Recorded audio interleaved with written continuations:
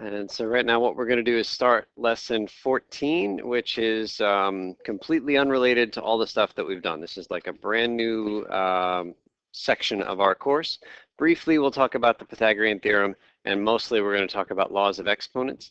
And just looking ahead, the next class is about integer exponents, then radicals, which is still exponents, and then radicals and rational exponents. The big theme right here is exponents. That's what we're talking about over the next few weeks.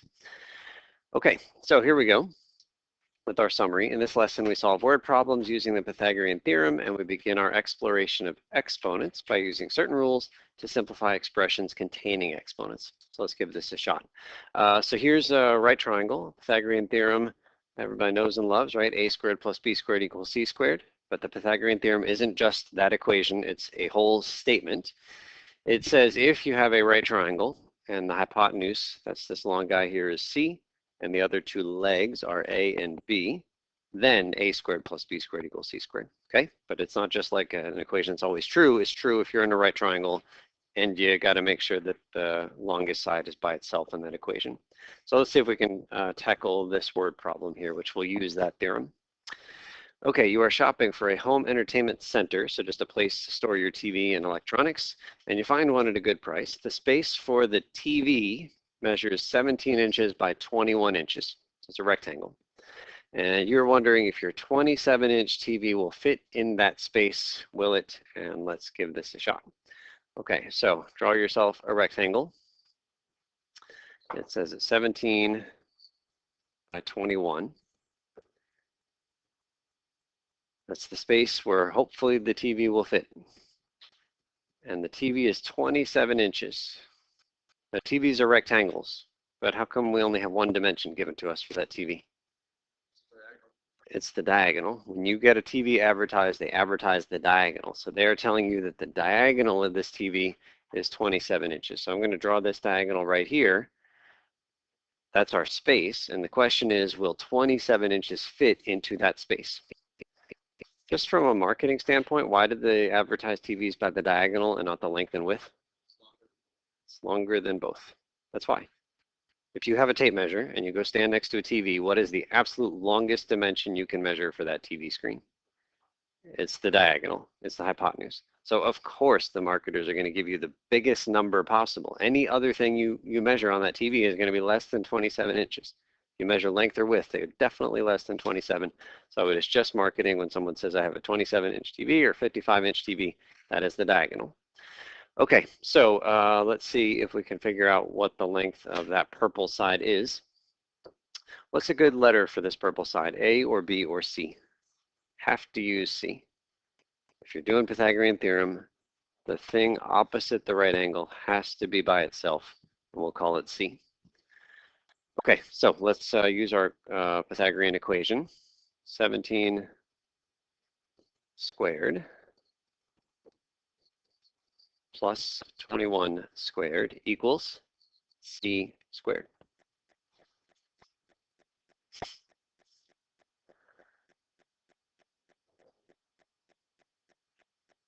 Now, we are going to use our calculator on this question, but this is an opportunity for us to use that first page, the reference sheet that we've skipped over. So just flip back to that first page real quick.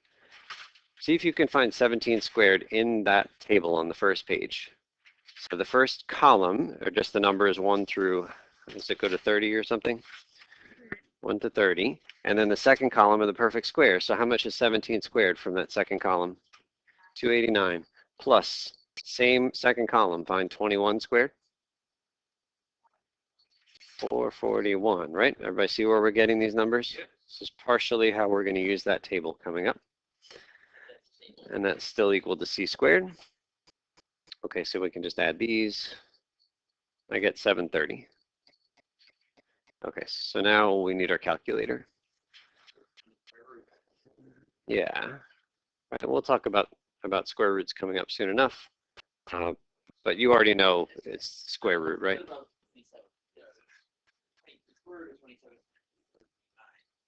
Yeah.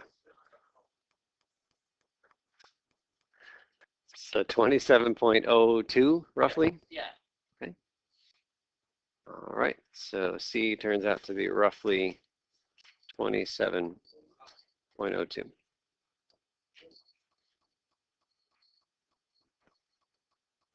roughly 27.02. Okay, so will our 27-inch TV fit into that space? Just barely. Might need to shave off part of the top of the TV, I don't know, but just barely. Okay, yes, Serena.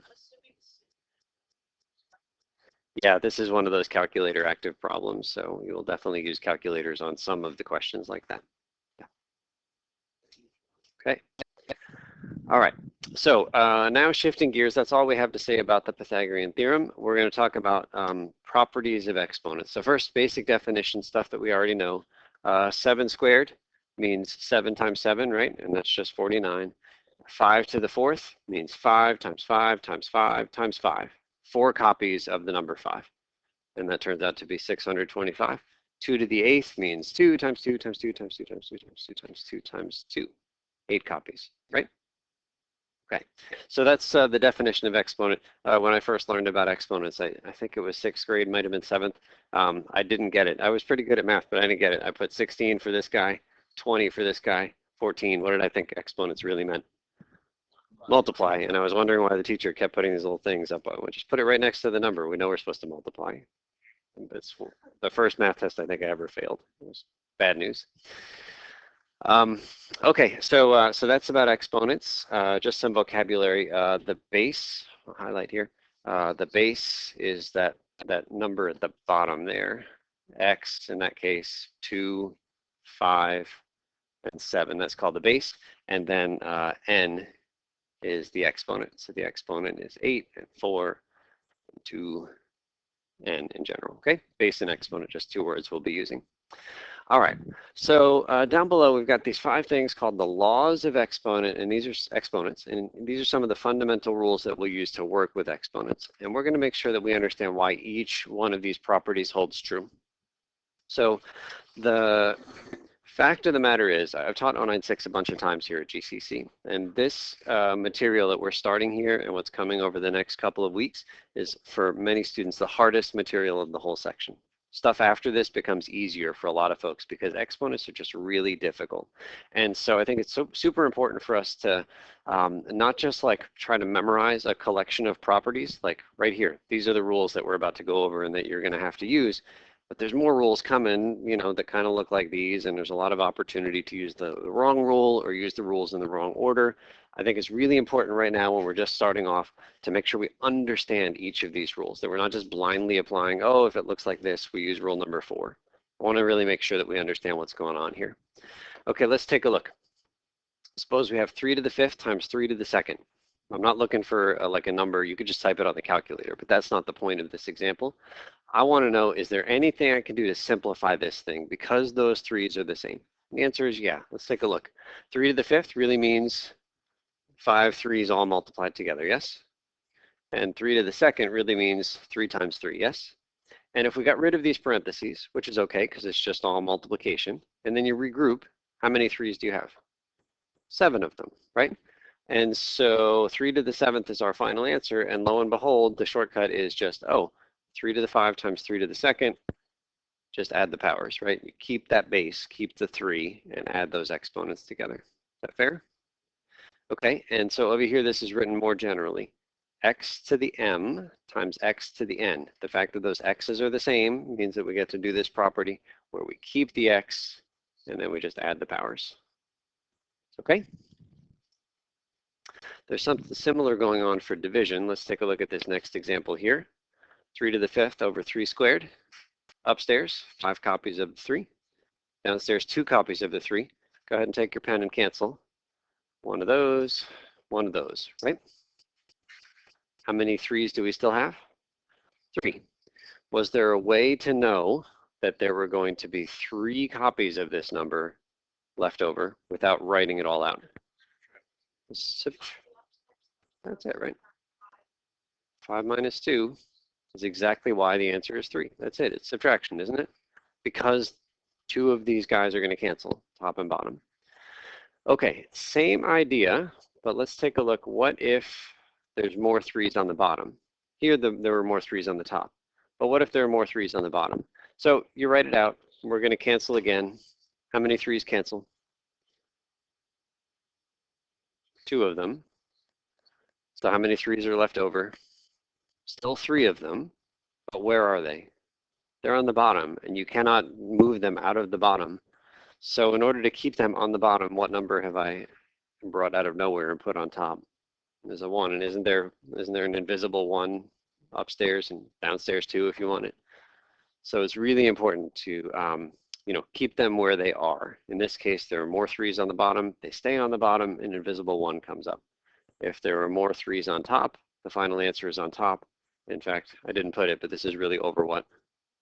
Over the same invisible 1. So either way, there's an invisible 1 you are welcome to write. If you end up with 3s on the bottom, you have to put that invisible 1 upstairs. Okay, so what we've seen so far is that multiplication here turns to addition. Division turns to subtraction. That feels good to me, like as a math guy. Like I like the kind of symmetry there. Okay, let's take a look at this next one. 3 to the 5th squared. Okay, let's write it out. 3 to the 5th squared really means 2 copies of 3 to the 5th, right? You're just squaring something. And then 3 to the 5th is really just 5 3s written out and another 5 3s written out. How many 3s do we have altogether? 10 of them. Is there a shortcut that we can do to the 5 and the 2 to build the final power of 10? What can we do with them? Multiply them. And so 3 to the 5 times 2 becomes 3 to the 10. That's the shortcut. And so here it is written out in general. X to the m, the whole thing raised to the n, is x to the multiply, m times n. Okay, 2 more. Let's take a look at this next example here. 3 times 4 to the 3rd. Okay, sure, 3 times 4 is 12, but that's not what I want us to do. I want to like literally write out all these 3s and 4s. So 3 times 4 cubed really means 3 copies of 3 times 4, right? Cubing. And then we're just going to shuffle all of the 3s to the front and all of the 4s to the back. That's the commutative property. You can multiply in any order. And then 3 to the 3rd, sorry, 3 times 3 times 3 is really 3 to the 3rd, right? And what is this really? 4 to the 3rd. And so is there a way to look at this guy and get to this guy? And the answer is sure. You can imagine taking that 3. Hey, yeah, I mean, distributing feels like a reasonable word to use. The 3rd power comes in and hits the 3 and it hits the 4. And that's the final answer. Technically, distributing is not this property. Distributing is something like this. I don't have a word for it, but I call it, it's like distributing. Yeah, I mean, I don't have a fancy name for it. No, don't call it that. No. God, I want nothing to do with that. Okay, and then the last one is analogous to this guy, but here instead of having multiplication inside of a power, we have division inside of a power. Okay, 3/4 cubed. Great, 3 copies of 3/4. How do you multiply fractions? Straight across, right? 3 times 3 times 3, 4 times 4 times 4. That's straight across here. And then how many 3s do we have? Oh, it's 3 of them. And how many 4s do we have? Oh, it's just 3 of those. And so again, now looking beginning to end, it's again like the distributive property, isn't it? Where this cubed can come in and hit both the 3 and the 4. 3 and the 4. Okay? All right. So we've got 5 properties. I'm hoping they all seem reasonable to you. We need to make sure that we apply them in the right order at the right time based on the examples we're given. So let's try some stuff with negatives, and then you'll get a chance to practice. Okay, -4 squared compared to -4 squared compared to -4 squared. All quite similar. Let's make sure we get the right answers. This guy really means -4 times -4, right? Every answer here is either going to be 16 or -16. The only question is about the sign. So what is this? You can just write 16. It's okay. But that one for sure is... No, that you can just write 16. But for sure it's positive 16. Okay, the next guy, -4 squared. Is that positive 16 or -16? Feels like it's positive. Isn't it the same question as the first one? Yeah, this is the tricky one right here. A lot of students mistakenly give this exponent more reach than it has. They see that number as being -4. That is not -4. That is 4 squared and then negative. And the reason I know it's that order and that it's not this is that I know my order of operations. You guys remember this thing, right? Okay, I see no parentheses in this example. Do I see exponents? I do. So I got to do all exponents before I do anything else. This negative sign, like if I said negative x, is really, I'll write it this way, is really a -1 times x. Agree? Negative x really means -1 times whatever x is. So that negative sign in the front is really implying what operation? What is this negative sign implying? Multiplication. So that negative in front of the 4 squared is not part of -4. It is multiplication, and it has second priority. It comes after exponents. So I'm going to write this as -1 times 4 squared. Not a fan, huh? 4 times 4 times -1. Yeah, so I'm going to rewrite that. As soon as I write it that way, I bet it's no problem seeing the answer is -16. -1 times 4 squared is 16. So altogether is -16. We got like a revolt happening in this room. Are we okay with this? What if if you don't believe me, you can believe the calculator, right? -4 squared. -16. The calculator knows I'm doing the opposite after. In fact, if I just do 4 squared, so obviously that's 16. If I put a negative in front of the answer, I mean, that's what this really is saying negative of whatever your answer is to the rest of the calculation. Okay? So -16 there. I'll say this in the future again, but let me say now that exponents, even though they come pretty early in the order of operations, they are fairly weak. They do not reach very far. They do not reach very far. So exponents only apply to what they're touching. For example, if I gave you something like that, does that cube have any impact on the 4? What is the cube touching? Only x, right? Does that cube have any impact on the negative sign? No. What is it touching? X. Exponents are really weak. They have very limited reach, right? So don't give them more reach than they actually have. Okay, and then this last guy here. They don't try hard. Okay, so this one, -4 in parentheses squared, we've done that already. That's +16 there, but then there's this extra negative sign hanging out front, -16.